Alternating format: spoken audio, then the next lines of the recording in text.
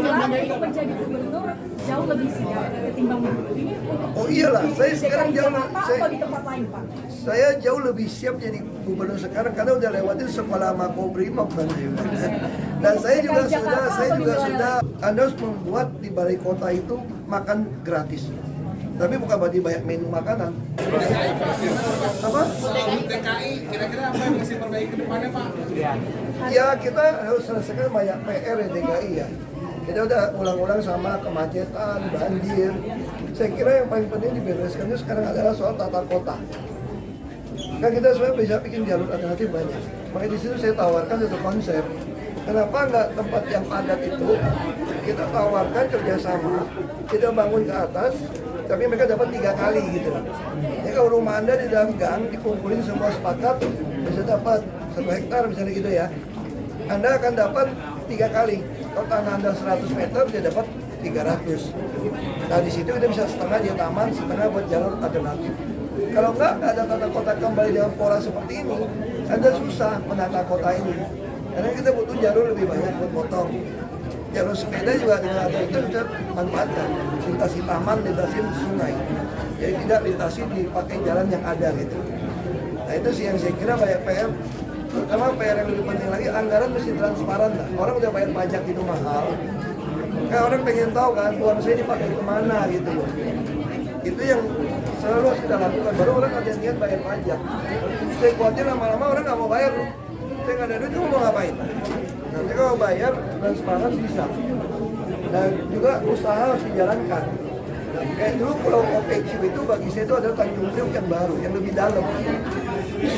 Kalau DKI seperti Rotterdam punya pelabuhan laut yang lebih dalam, perluasan Tanjung Priok dan Pulau OPQ, itu kita nyambung dari Bekasi segala macam. Itu saya kira semua orang Jakarta bisa tuh, nggak usah bayar PBB. Ya kan, ngapain bayar PBB? Saya udah beli tanah, saya kena pajak. Saya kerja kena pajak, bikin rumah kena pajak. Masa rumah hak milik saya mesti bayar pajak? Tapi masalahnya kita kejebak. Semua Pemda penghasilannya dari PBB gitu loh. Makanya Pemda harus punya usaha. Dan DKI Jakarta ini paling untung lah. Kenapa paling untung? Dia punya BUMD semua kan usaha semua. Properti ada, transport ada, nah itu harus dilakukan. Itu sih. Pak, ini semua berharap Bapak bisa maju lagi jadi gubernur di DKI Jakarta. Kalau tanggapan Bapak sendiri? Ya, saya sih terima kasih aja orang ngarap saya bisa jadi gubernur lagi gitu ya. Tapi kan sekali lagi partai saya kan kursinya tidak cukup. Kita kurang 6 kursi. Ada untuk kerjasama kayaknya saya lihat ya, nggak tahu mungkin atau nggak mungkin itu urusan DPP ya. Terus yang kedua juga masih ada pertimbangan DPP akan masang saya atau tidak. Karena kemarin pembicaranya mereka lebih suka saya itu bantu semua kepala daerah cari solusi. Kenapa? Karena tahun depan ekonomi kita bisa tambah susah. Bisa krisis keuangan, bisa krisis pangan, krisis energi. Lalu bagaimana rakyat itu bisa punya makanan? Nah itu saya tawarkan ke beberapa dari PDIP punya kepala daerah. Saya bilang kalau sampai susah makan pun rakyat itu, Anda harus membuat di balai kota itu makan gratis. Tapi bukan berarti banyak menu makanan, khusus nasi goreng saja. Karena sisa-sisa restoran bisa kita kumpulkan. Kalau orang kaya terus ditulis di depan tempat makan gratis itu enggak? Khusus yang tidak punya makanan di rumah. Ya kira-kira kayak gitu. Sehingga orang itu tidak ada yang kelaparan. Dari siapa yang masak? Bisa gunakan anak-anak SMK. Karena SMK dilatih bisnis, saya bilang. Dilatih bisnis, Anda gimana membuat sebuah kantin, lalu belinya pakai Rp1 dengan kartu ATM. Nah dengan cara seperti itu kita dapat data, sekaligus anak-anak SMK belajar bisnis. Nah itu yang saya sampaikan pada berapa. Makanya tugas saya untuk Pilkada menawarkan program-program solusi di daerah-daerah yang kader PDI Perjuangan ikut bertanding. Tadi Bapak bilang untuk menjadi gubernur jauh lebih siap ketimbang ini. Oh iyalah, saya sekarang jauh atau di tempat lain, Pak? Saya jauh lebih siap jadi gubernur sekarang karena udah lewatin sekolah Makobrimob kan. Dan saya juga sudah pernah pengalaman 4 tahun melakukan penghematan optimalisasi biaya di Pertamina. Saya selalu percaya pemerintah yang baik itu harus dijalankan seperti korporat yang memberikan banyak CSR, yang membagikan dividen yang baik kepada pemiliknya. Jadi artinya apa? Saya sekarang jauh dari pengalaman. Ketika krisis ekonomi, krisis energi apapun, yang dilakukan itu apa? Optimalisasi biaya. Kalau penghematan saya sudah buktikan, atau taruh saya dimanapun pasti penghematan. Berarti Pak Ahok sudah siap bermaju di daerah mana itu Pak? Bali atau Sumatera? Enggak, saya tidak gitu paham soal Sumatera Utara gitu ya. Saya kira itu cuma berpikir mau jadi gubernur. Sedangkan partai saya menugaskan saya untuk menjadi sebuah etalase model. Jadi kita membangun sebuah bisnis plan ini. Jadi kita membangun sebuah program supaya kepala daerah ikut. Bukan berarti saya mesti jadi gubernur di Sumut, di Bali, atau di NTT. Enggak. Jadi inti itu dengan pengalaman saya di korporat, pengalaman saya yang dulu di Jakarta, di Belitung. Jadi saya diharapkan saya bisa membagikan. Pak Ahok kesiapannya untuk semua daerah ya Pak, bukan hanya pilkada Jakarta gitu. Kesiapan membantu teman-teman mau maju. Karena saya punya program. Teman-teman termasuk Pak Anies nggak Pak? Teman-teman mungkin termasuk Pak Anies, bahkan Pak Anies akan diusung oleh PDIP. Saya kira kalau soal Pak Anies itu saya serahkan pada DPP ya. Nah, karena DPP udah punya kriteria siapa yang bisa dicalonkan. Anda nasionalis atau tidak? Anda pernah terlibat menyuarakan pemecah bangsa atau tidak? Saya kira itu ada filternya di PDIP.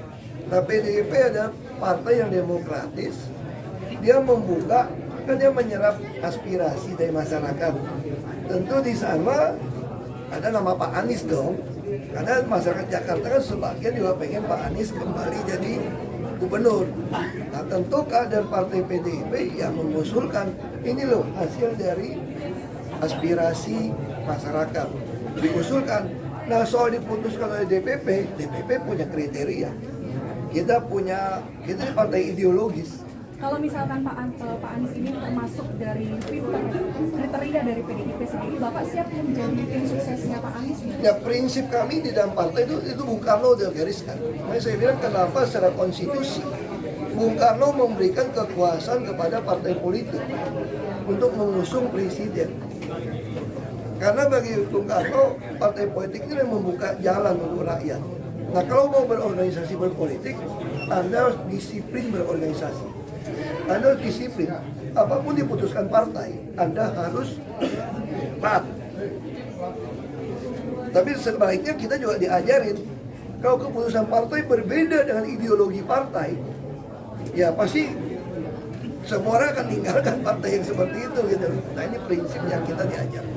Pak Ahok juga punya duet Anies Ahok itu menyebutkan elektabilitas dari Pak RK. Mungkin nggak sih duet Ahok Anies itu terjadi? Pertama, saya katakan secara aturan KPU tidak bisa katanya gubernur jadi wakil segala macam. Yang kedua, Anda mesti tanyanya ke DPP bukan saya. Dan saya kan hanya petugas partai untuk menjalankan sesuai tujuan partai didirikan. Pak Ahok tadi kan Bapak sempat menyebutkan kalau PDIP ini sulit ya untuk menyalonkan sendiri. Tapi untuk koalisi sebenarnya seperti apa sih Pak? Kita nggak mengenal istilah koalisi sebetulnya, karena kita bukan parlementer kan. Kita bicara kerjasama. Nah, saya tidak tahu sejauh mana PD Perjuangan bisa kerjasama dengan partai lain mengusung calon gubernur Jakarta. Saya tidak tahu. Karena saya tidak pengurus DPP. Anda bisa tanyakan kepada DPP. Mengenai soal Jakarta boleh Pak, terkait kan perumahan di Marunda itu kan kemarin kemalingan ya Pak, di Marunda itu dimaling banyak. Nah itu gimana Pak ngeliatnya Pak?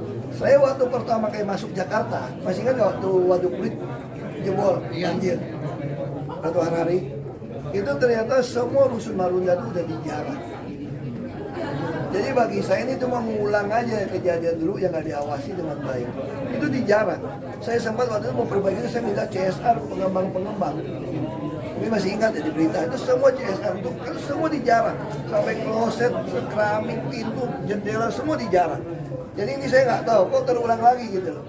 Pak, sedikit, ini kan di Pilkada ini kira-kira apakah ada Jokowi efek seperti pemilu kemarin?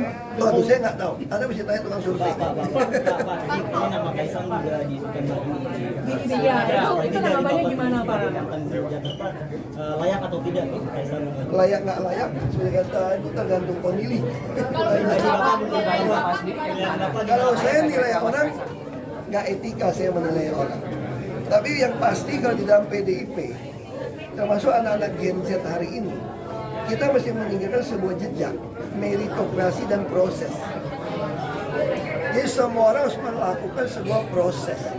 Nah itu yang kita diajarkan dalam berorganisasi. Tapi menjadi Harus gubernur ada kader, harus ada pembuktian, baru ada naik. Berarti terlalu cepat ya kalau Pak, Saya jadi nggak gubernur mengatakan DKI itu. itu apakah perlu popularitas gitu?